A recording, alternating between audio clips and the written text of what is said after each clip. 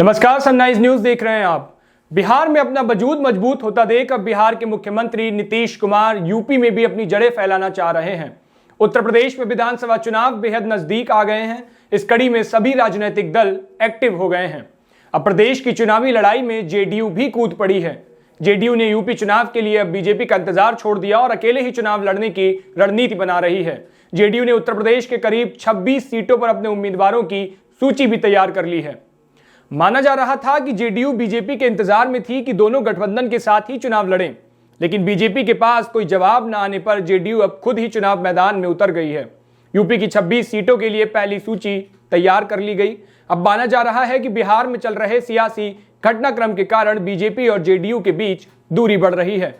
हालांकि इस पर दोनों पार्टियां खुलकर बोलने से बच रही हैं। वहीं जेडीयू के राष्ट्रीय अध्यक्ष ललन सिंह ने कहा कि उत्तर प्रदेश में चुनाव हो रहा है और 3-4 महीने पहले आरसीपी सिंह ने कहा था कि उनकी अमित शाह, जेपी नड्डा और धर्मेंद्र प्रधान के साथ बात हुई है।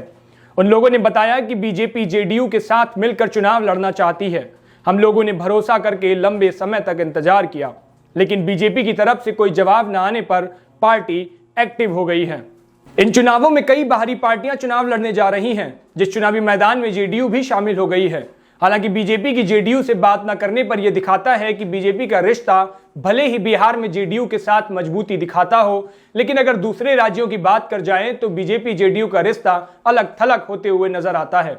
जेडीयू की तरफ से जानकारी दी गई है कि लंबे समय से पार्टी बिहार के तर्ज पर यूपी में भी बीजेपी के साथ गठबंधन कर चुनाव लड़ना चाहती थी, लेकिन चुनाव नजदीक आने पर भी कोई जवाब नहीं आया। इसलिए अब जेडीयू खुद अकेले उत्तर प्रदेश में चुनाव लड़ेगी। फिलहाल इस वीडियो में इतना ही। इस पर कोई भी अपडेट होगी तो आपको सबसे पहले बताएंगे। तब तक की खबरों के लिए देखते रहिए सनराइज न्यूज।